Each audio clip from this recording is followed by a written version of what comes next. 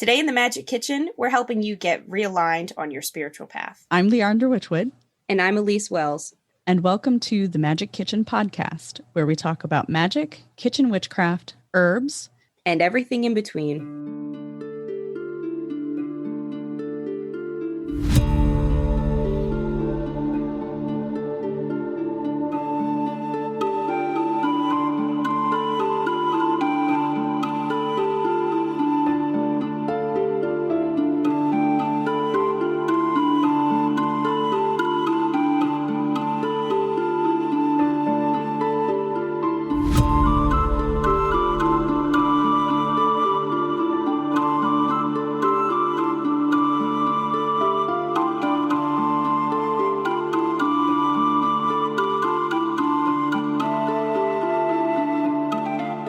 So I can't believe this, but I leave for Ireland in 2 days. I don't know where the time went. So I booked this trip, again, as always, kind of spirit-led. And I'm going to be going to Dublin and Galway. So I'll be posting a lot about some sacred sites I'm planning to visit. There's a Brigid Well off the road on the way to the Cliffs of Moher in Galway that I'm so excited to see. A friend of mine went and she said it was amazing. It is amazing. I was supposed to go there last year and I missed it. And I am so excited for this trip for you because it's going to be amazing. Oh, well, hopefully next time we can go together because I've been to Ireland, but I would love that. I haven't, I think there's a lot that I'm going to realize I don't have time to see because I'm only in Galway for 2.5 days and we're doing a Connemara forest one day, which is a massive protected forest. Yes, it is. So I'm really excited to see it, but I won't see all of it, and then that'll be a whole day. And then another day is this Cliffs of Moher and Brigid's Well. So I'll probably just keep seeing stuff I didn't do. So we'll have to go back together. Yeah, we will. I totally am on board for that. And then what else is going on? Oh, I also booked another trip. I'm going to Prague at the end of this month, which is exciting. I've been to Prague, but I haven't really seen much of it. We went for Christmas, so we did the Christmas stuff last time I went. And I was almost 10 years ago. So now I'm going with a different perspective. And a friend of mine from the States is meeting me in both of those places. She's doing a whole Euro tour, so I'm just kind of tagging along where the cheap flights led me. So gotta love that. But there's this church in Prague called the Ossuary. And it is completely made of skeletons. Oh. Isn't that awesome? That is so awesome. I can't wait. That's the most exciting. I haven't actually looked beyond that. I know that's what I'm doing. Beyond that, I am excited to see what else we see. Last time I went to a Jewish cemetery, which was, some of the graves were over 1,000 years old. And that was really cool. Wow. That is cool. So I wouldn't mind going back there again, too. I love all the history. Yeah. Yeah. And otherwise, just doing a lot of writing. I have another article going out in Witch Way magazine next month that is finalized. And I submitted a kitchen witchery article for May's publication already. So I'll have those up on Patreon early. And then I have articles that I just did. I went to the Phalaphoria parade last week. I went to 2. And that's a Dionysius parade in Greece. And I recently found out, too, that Lithuania and Bulgaria and Romania all do the same thing. They have this, end of winter, welcome the springtime, fertility rite.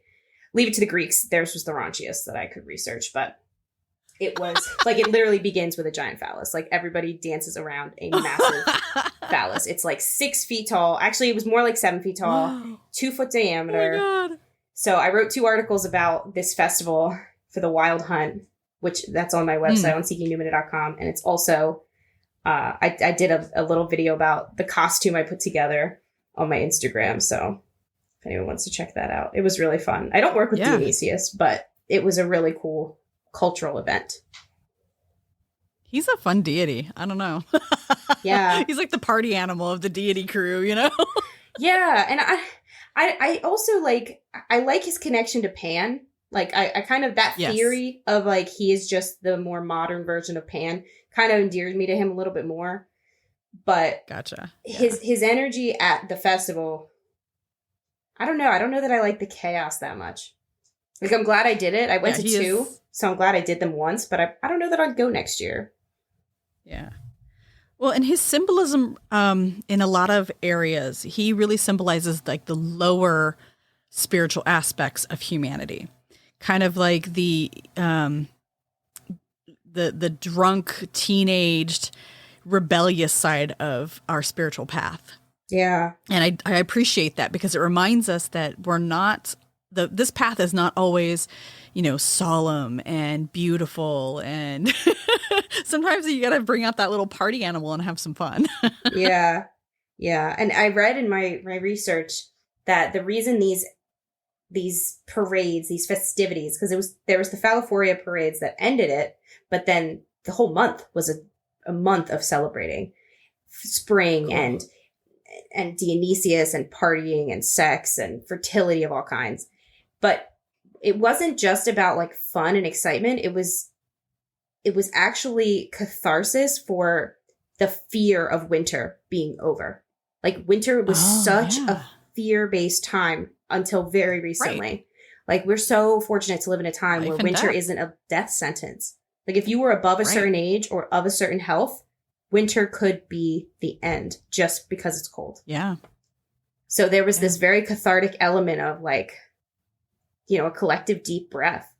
And then I also read, which is a little less wholesome, that there was so much debauchery and like assaulting and like murder and like they were such dangerous parades to attend that's why everybody was masked. It wasn't actually like in homage to anything religious or theatrical, or it was because that was how they could get away with what they were going to do. And the police of the time, they didn't call them the police, but like the town elders, and they would turn their blind eye to it because everyone knew, okay, you get it out of your system and then it's time to move on and do the plowing and harvesting for spring and no pun intended and just enjoy like the hard work now, ready yourself for that hard work with one last hurrah. Yeah.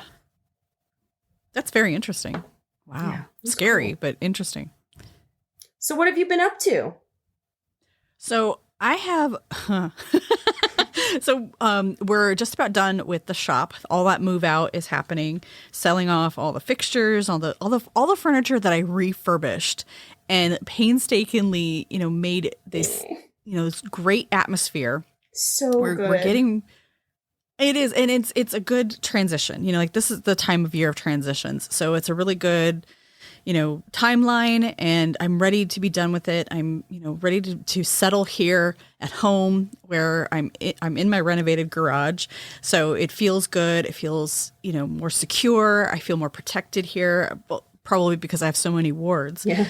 But I've been meaning to tell you about this, and I think you're gonna love it. So the other day I'm filling orders, and I'm listening to one of the many podcasts that I listen to. And the I can't even remember right now the podcast name, but they're talking about Hecate.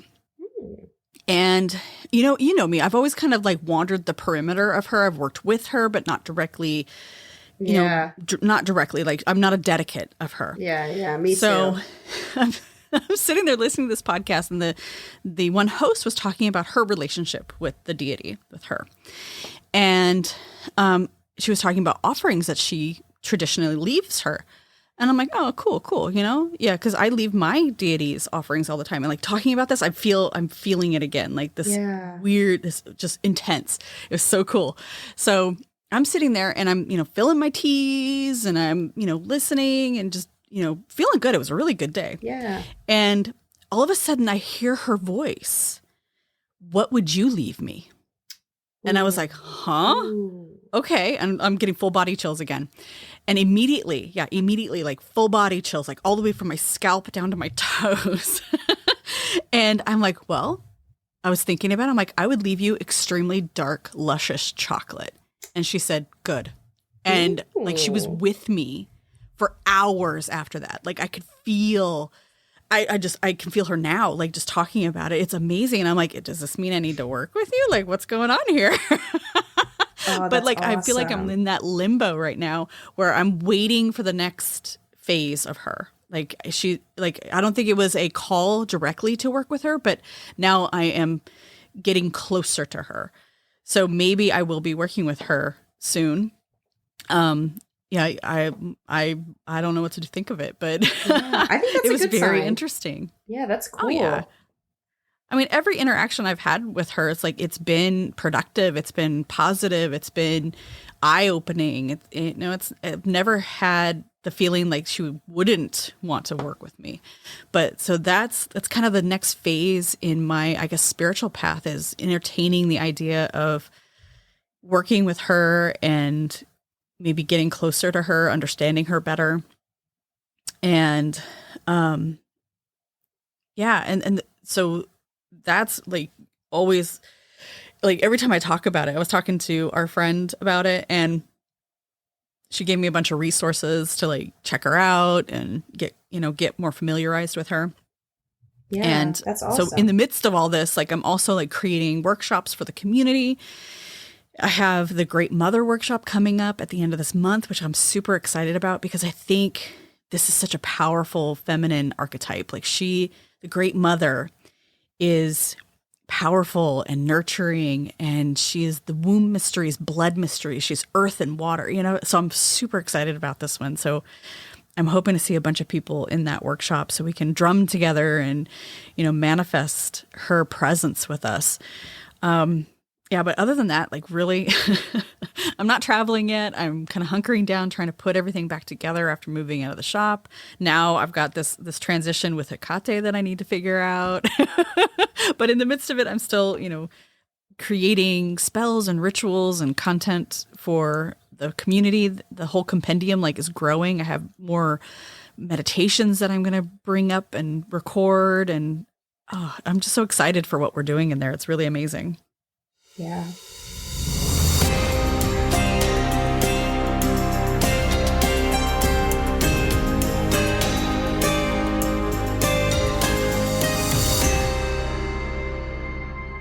Have you ever wondered where the modern practices that we use in witchcraft today really came from? In my next event, A History of Modern Witchcraft, I'll delve deep into the answer to that topic, starting in the 1880s with Aleister Crowley and the Golden Dawn and moving us all the way through to today. Join me March 11th at noon EST, or get the recording in your inbox. You can get tickets on seekingnumina.com/events, Eventbrite, or by following the link in the description below. Hope to see you there. So today we're going to talk about what it means to be misaligned, and we're going to talk about, how to get realigned, how to recognize when you're out of alignment, and give you some tips for bringing yourself back into your craft and feeling like you're witchy enough and that you are able to do the things you want and need to do on your craft, on your path. So let's talk about the word alignment. So we use this word medically, right? To mean that like your bones, your body is working well. It's at its highest form. And that's what we're doing with our craft. It's our spiritual body, if you will. We want to feel aligned with what we're doing, that what we're doing feeds and nourishes us. Just like when you're working out, your movement feeds and nourishes your body. So when we feel misaligned, there's going to be some signs, some signals that your body, your mind, and your spirit are going to give you. And these might not at first say to you like, oh, this is a spiritual problem. But what we're going to encourage you to do today is listen to your body, your spiritual self as well, and start to see where these misalignments might be. So when you've been a witch for a little while, no matter how long you've been a witch, you might find yourself getting into certain habits, and you might not even realize how deep these habits are going. These behavior chains are affecting the way you show up at your altar. Maybe you've been using candles every time you go to your altar. You can second guess or analyze how that's serving you and see if it is still working for you at any time. Like maybe you want to do more with incense. Maybe you don't actually need to light the candle every time you show up at your altar just to recharge. It can be simple changes that need to happen to get you back in alignment, or it can be huge overhauls. And we'll talk about that too. Yeah. I want to be clear in reference to the huge overhauls. Not everything needs a huge overhaul. When we are misaligned, sometimes it's just a matter of dropping back into our body and dropping back into what do we want? What do we need? What are those things that are essential to us that help us feel alive and excited and motivated? And that doesn't require a huge overhaul. That just requires you realigning with your purpose. And one of the most powerful things that I do, and sometimes it's a difficult process, and if you do it enough, it becomes easier, but at first it'll seem difficult, is asking yourself, what do you want and what do you need? And this can be something as simple as you need a drink of water right now. You need some rest right now. You need to sit in a quiet place for 5 minutes. And like I said, it doesn't have to be this huge overhaul every single time. Now, if you find yourself in a procession of things that are not working, then maybe your habits, your mindset need a overhaul, and that's a little bit bigger. But sometimes it's just we need some rest. We need to take some things off of our plate and really aligning and deciding in our life, what do we need? What helps us feel alive? What helps us feel less resistance? And what helps us feel empowered? Yeah. Yeah. Why are you a witch? Why'd you come to this path? What did you want to get out of it? And are you getting that out of it? If you're not, then that's where realignment needs to happen. And if you keep a journal, a magical journal, a book of shadows, a grimoire, call it what you will. If you have anything like this, you should go back and see what your original entries were like. What was baby witch you looking to do? And if you are still new to the craft, or if you haven't started a journal yet, it's never too late to start a journal. Like, I have gone through a few different ways of journaling, but the way I now keep my book of shadows is when I do a ritual, I'll write out what it was if it was very detailed. But if it was just my usual kind of thing that I always do, that I like to do, again, this is where you can check your alignment. If you don't like to do what your usual is, change your usual. But I don't write all that. I might just say, ritual for protection, because I'll kind of know what that is at this point. But I will write essentially only a few times a month. Full moon, I write whatever I did for that ritual, and usually that is more of a thing that I say what color candle I used. I draw the sigil I used, whatever I did. My new moon, I check in with my goals and myself. So that's an excellent practice. If you're just going to do one thing, check in with yourself once a month. New moon or full moon, whichever you like. I like new moon because we're waxing into growth.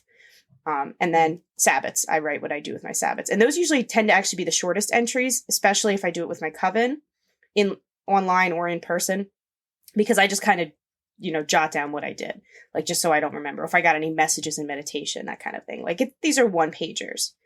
So that's really all you need to do. And if you're not a journaler, you could do a vlog, you could do audio recordings, you could even do a vision board or a visual part component. And you can use that to also set goals. This past month for the new year, I shared a ritual with my Coven for the full moon, my Patreon group for the full moon.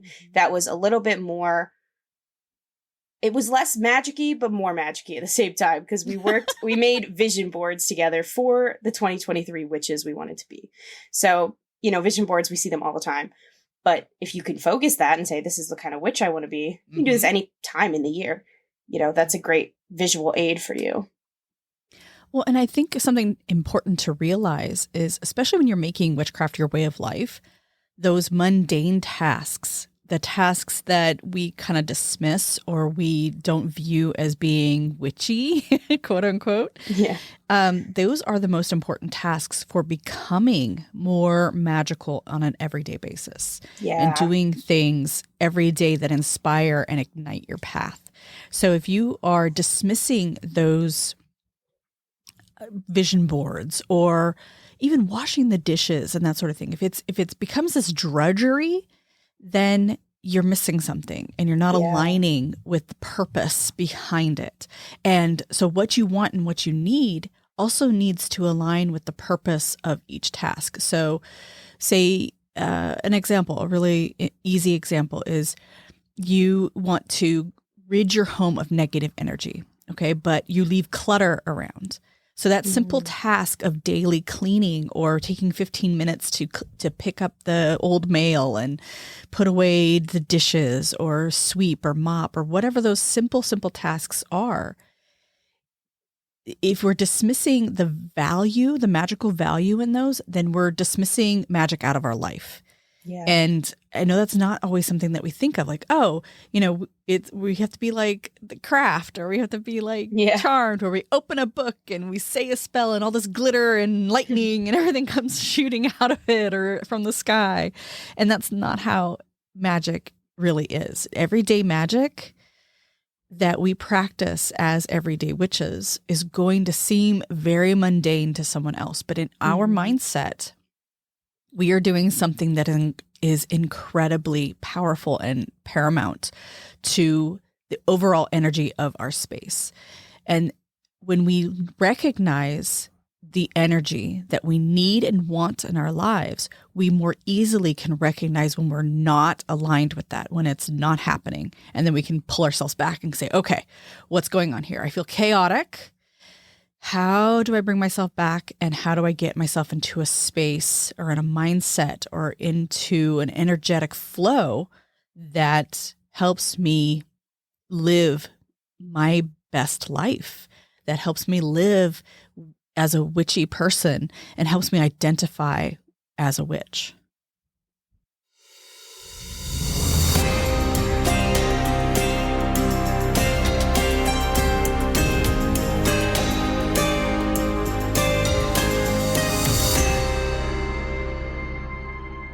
The Magic Kitchen podcast is funded and supported by thewitchwoodteahouse.com, offering a variety of hand-blended loose leaf teas as well as loose herbs for all of your ritual, spell work, wellness, and everyday enjoyment needs.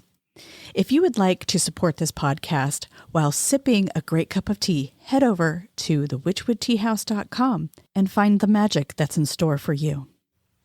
So let's talk a little bit about how to recognize the idea of being misaligned and how to recognize within your body and within your experience when you're misaligned. Now, you being aligned is going to look differently than me being aligned. Like, my baseline alignment is I'm a very calm, collected, organized person. That's my baseline. I'm not excitable, although I do get excited, but I'm not, erratic. I can be very clear thinking and very focused and organized when I'm aligned. And when I'm aligned, I get things done really quickly because I'm so focused and organized, and I'm very driven in what I'm doing. When I'm misaligned, I am flitting from this project to that project, this task to this task. I'm all over the place. I am spread way too thin. So for you, maybe being aligned for you is that you're really excited about something. So you start digging in and you start plowing away at it, and it takes up all your time and all your focus. But because you're so into it, that becomes your entire world right then and there. It's going to look very different for you than it would for me. So one of the things in recognizing your misalignment is knowing where you are aligned, right? So some of the indicators for a lot of us, some of the common indicators for being misaligned is that you're frustrated, you're unhappy, you feel like you're dragging yourself through each day or each task. And this one is, for most people, a very clear indicator that you're misaligned. And it's good to check in with yourself when you are feeling lively. In my free course, which you can access that on the Rebel Mystic community online there's a free course there under my Seeking Numinous section. And it's really hard sometimes to live in the moment when you're happy, which sounds like counterintuitive. But I read recently that we are wandering, our minds are wandering 45 to 65% of the time. Yes. So that's going to happen when we're happy, when we're unhappy. But next time you're happy, next time you're enjoying yourself, you feel yourself laughing, just remember to stay present in that and notice how your body feels. And then compare that to other activities that you're doing. So next time you're at your altar, see how that feels. If it's not feeling like that last time you were laughing, how can you adjust that? How can you realign your path? Yeah. Because you should feel energized. Like at the end of the day, witchcraft is all about energy. So when we don't feel our energy at its zenith, not that we should always feel ready to run a marathon. That's a different kind of energy. It's just this joy to be alive. You know, witchcraft helps us stay present and enjoy our lives and feel empowered and confident in ourselves, spirit and body. If you're not, if you're unhappy, if you're sludging on, if you're tired more than you should be, you know you're getting your sleep, look into how you can energize yourself. What can you change or adapt or remove from your routine that would make you happier? Right. And I think when we're doing too much, when we're stressed out beyond belief, we become very irritable. And that's a clear indicator that you are not aligned, is when you're irritable with doing the things that normally would make you happy. And this is, one of those gray areas that we have to walk as witches, because that's really what witchcraft is. It's a gray area. We don't have any one doctrine. We don't have any one preacher or priest or Vatican or anything like that telling us what to do, when to do, how to do it, why to do it, where to do it, right? We have to decide for ourselves what works, what doesn't work, what helps us and what doesn't help us. And we can't do it all at once. And I think that's one of the mistakes a lot of new witches and even older witches, I do it too.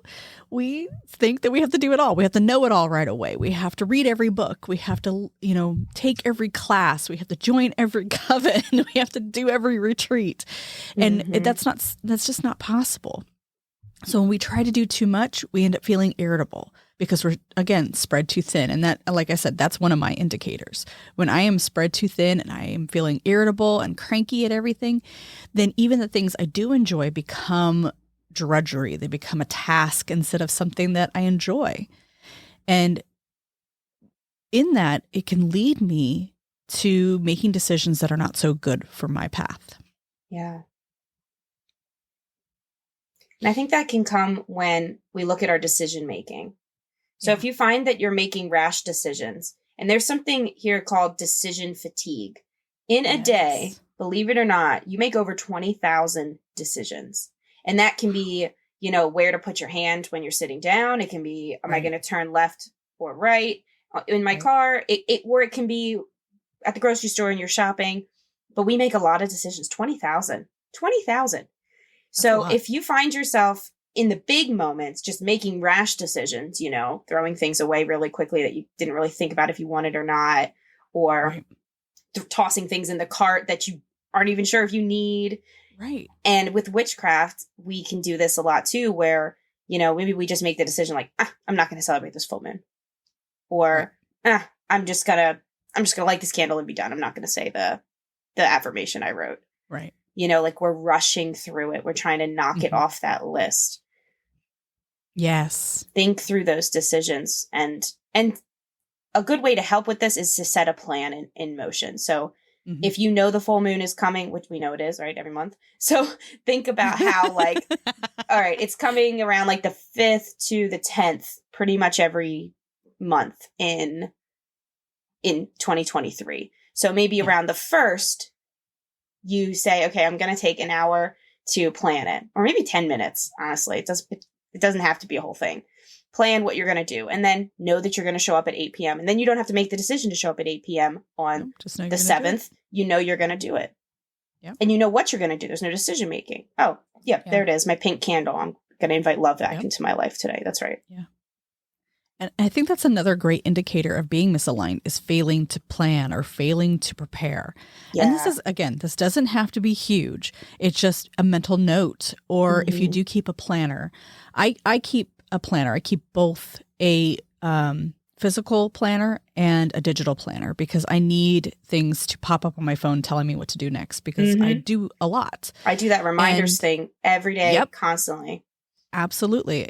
Even from my daily routines, my, exercise routine, my meditation routine, I have little reminders that pop up. Even though I know I'm supposed to do them every single day, I still like the reminders. And I will do the same for moons and rituals and that sort of thing that I want to plan for.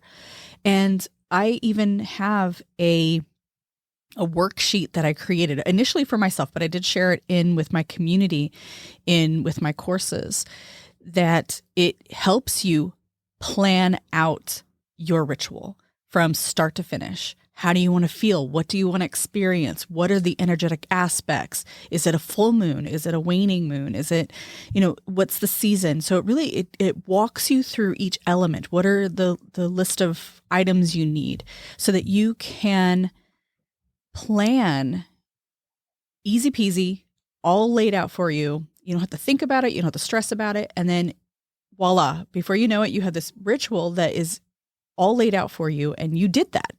And you didn't have to stress over it. So I recommend using the tools that you have available to you and not question them. Yeah. And witches planners or witches day book is what Llewellyn calls it. But this year I got Wee Moon, and they've been around for 30 years. Leandra was in Lisa Chamberlain's. Yes. It's called Wicca, a Witch's Planner. And actually, if you get it mid-year, it's cheaper because, the year's already going. So if you haven't bought one yet, it is definitely not too late. Right. There's a lot of good ones out there. I really recommend both of those. I got Wee Moon this year because the art just drew me in. But they're great because they show the moon signs and where the planets are. And it'll tell you, retrogrades. In the beginning, there's an article. They come with several articles, which is cool too, about different spell work and stuff. But then they have a section about specifically what is in, what's coming up in the year for retrogrades. And then you can see, oh crap, October is going to be rough. Let me mentally make a note about that. There's maybe 4 retrogrades or something. So it is really handy. And I actually did a walkthrough on Instagram of the Wee Moon Planner. Not a sponsored product, sadly. I wish it was. But it is really, I just loved it and I wanted to share it. So I've been enjoying that one this year. But they're really helpful because it's just right there. You don't have to get Googling and it's just exhausting. Yeah, that is nice. And I think it's another good example of you being in alignment with what you needed for your path. You chose that because of the art. It gave you some joy. It gave you some motivation, maybe. Yeah. And they're moving pieces. They're very cute. Yes. And beautiful, depending on the piece. So yeah, if that's what draws you to it, go lean in.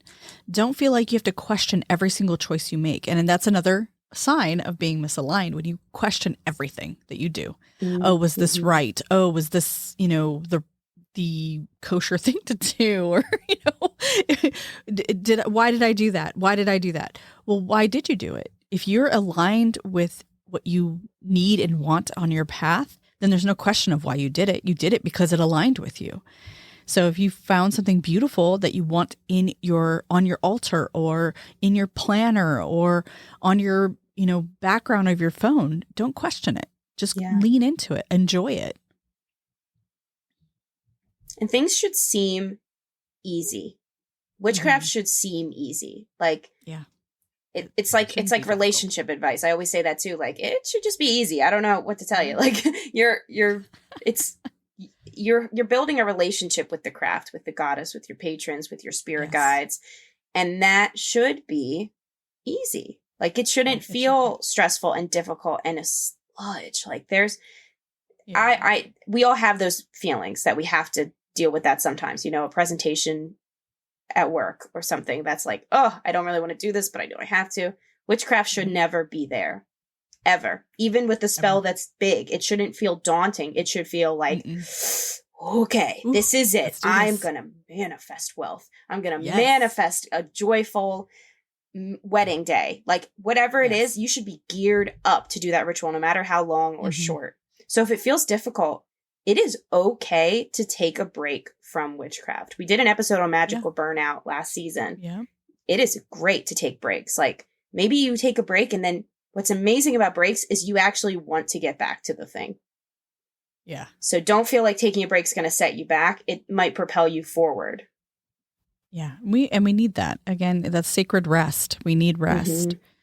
And if you're tired all the time, then you are definitely out of alignment. If you're tired and you can't mentally pull yourself together to do a ritual or to write in your planner or your journal, then and do the work that you are inspired to do initially, then it's time to take that step back. It's time to look at things differently. And keep in mind, there is a difference between mental and physical rest.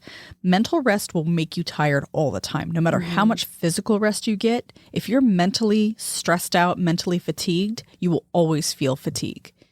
And so pulling it back in, saying, okay, I'm going to take a couple of days and I'm going to rest mentally, and I'm not going to stress about it. I'm not going to make this a point of tension in my life, and just pull it back. And that goes with resistance. If you're feeling resistance towards the things you want to do and you're not really inspired to do them, where maybe you wrote the spell, but like if you're not energized even in the creating of the spell before you even get to the altar, maybe it's not the right time, or maybe there's not, the energy has to be there. And that's not to put pressure on you, but that's maybe where you need to take the break, because the energy will come. Like, it's not something you have to, it's not like exercise or something, like where like you get better muscles for energy. Like your energy is there the first spell you ever do. Yeah. So if it's not there at all and you're just, mind is wandering, you're thinking about dinner or something, like it's not the right time. Put it down. It's okay if the full moon is going to end after tonight. Do it next full moon or do it tomorrow. Yeah. Yeah, there's always another opportunity. There's very few occasions in witchcraft where there's like one-time deal. Yeah. So don't think that you can't try again. It's a lot of area for wiggle room. A lot of wiggle room. Yeah. Give yourself grace. Yeah. Another indicator that you're misaligned is the imposter syndrome. But further than that, beyond that feeling that you're living a lie. So this often comes to me when I am not leaning into the things that I know will help me, that I know benefit my path, and I'm not leaning into the things that I know make me happy and feel fulfilled on my journey. Yeah. And I think this happens for a lot of us, is this imposter syndrome. Who am I to do this? Who am I to say I'm a witch? Who am I to say that I can do magic? Who am I to believe that magic is there for me? And that could come from a lot of places. It could come from your indoctrination or your programming as a child up to this time, especially if you come from a monotheistic point of view where you're taught that you're insignificant, that you're small, that you don't matter so much. It's this great big being in the sky that's who matters. But in witchcraft, it's flipped. You are the source. And it's hard sometimes to pull ourselves out of that imposter syndrome or the feeling that we're living a lie. But again, go back to aligning with what do you need and what do you want? And that could be scary sometimes. Yeah. And that can be as simple as an affirmation. That's what I would recommend. One is the journaling, because that gives you empirical evidence. I'm an evidence-based person. So if I want evidence that I'm doing witchcraft, I'm going to look through my book of shadows and be like, literally, there's the proof. Stop getting in your head about it.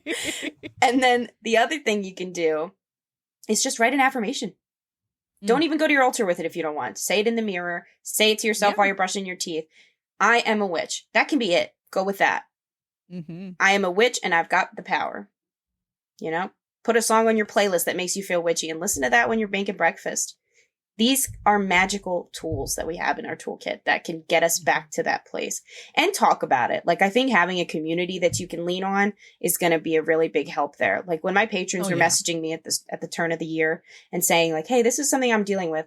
And it's funny because like these were all private messages, but I got several from different community members. So I started tailoring some of our rituals again around that. And, it helped. Like we're feeling a little bit more aligned and we're going into the year with that alignment. So talk to people, air those concerns, and you're going to find that other people are feeling the same way and you can move through it together. Yeah. I think another good indicator, I know I had this one for a long time, is you have a hard time trusting your guides, your patrons, your ancestors. Again, going to that questioning idea, like you're questioning everything. Like, did I imagine that? Was that a dream or was that real? And we do this when we're in the middle of an experience. So you're meditating and you have a guide come to you, but instead of allowing that experience just to come to you and being in the moment of it, we're automatically questioning it. Yeah. What is this? What does it mean? What am I supposed to do? And sometimes you're not meant to do anything. Just accept it and be in the moment of it. Yeah. And when we start questioning and analyzing things in the moment, we kill it. We totally, the ego mind takes over and we're unable to receive what we need to receive. Yeah. Keeping open is the key there. Just let it flow in. There's been a lot of times in my life that I was like, what? Okay. And it just randomly, a couple weeks, a couple months, maybe a year later, I'm like, oh crap. Yeah, there it was. That was that. Huh. Okay. Yeah. And that one can lead also into you not believing that you are capable, that you have this power, that you can step into your power. And it can lead to fear. Yeah. And it just take a step back. Yeah. And recognize your patterns in this.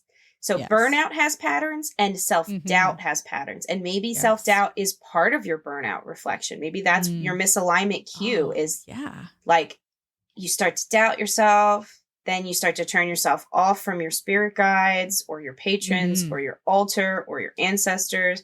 Maybe you stop writing down your dreams. And then before you know it, you're at the place where you're like, your altar's collecting dust. Like if you know you have a cycle, like if you've been a witch for a while, and I don't like to say off and on because I think we're always witches if we're witches. If that's your mindset, if that's your practice, no matter how active you are, you're still a witch, but you have a flux of activity. That's okay. Right. Look for those patterns. Look for those negative spirals. Yeah. Another indicator that I know I've fallen into this trap is forced perfection. Everything has to be perfect. Everything has to fall into place exactly as I perceive it needs to be. And this can be a really horrible trap because you're constantly looking for the perfect experience, the perfect altar, the perfect ritual, the perfect, fill in the blank. Yeah. And this will stop you from ever being able to experience things that as they are. Sometimes things are perfectly imperfect, and that's okay. Or you might write out a whole thing and you go off script. That's actually better. My most successful spells are when I'm like, I might write one affirmation and then something else is what comes out. And I'm like, ooh, that's better. Ooh, that's better. Yeah. Like roll with it.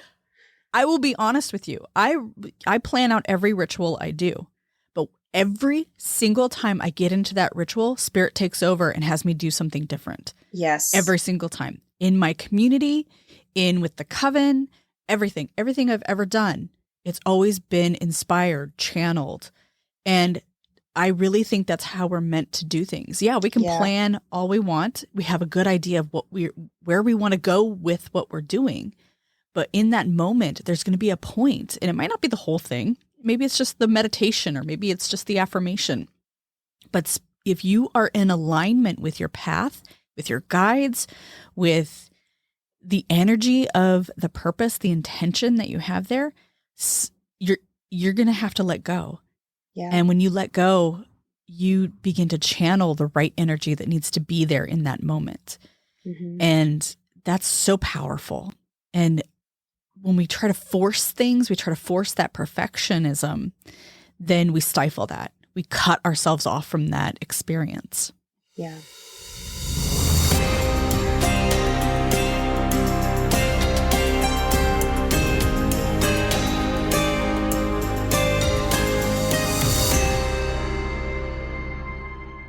Are you enjoying the show?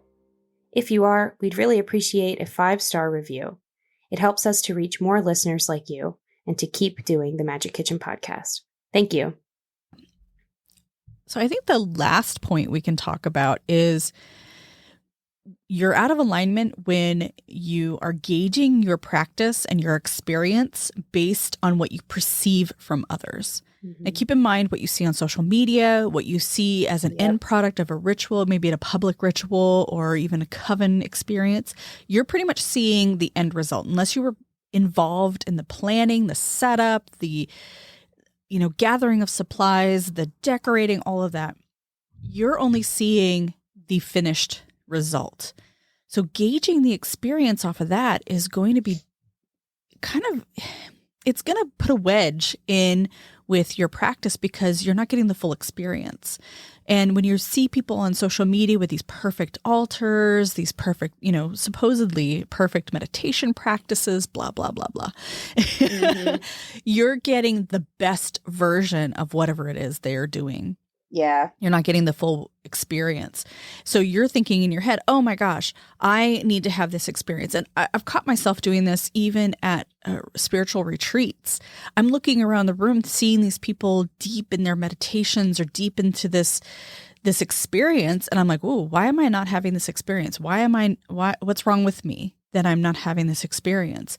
But then once I let go of the expectations I put on myself based on what I'm seeing from others, then I have my own experience and I have my own deep awakening or my own deep revelation in whatever it is we're practicing. Yeah. And if you want to share and get some community input on, the misalignments that you may or may not be feeling, you're not really sure and you want to talk it through, please join us in the Magic Kitchen Pantry. Yeah. We're doing our workshops the Wednesday after every episode comes out.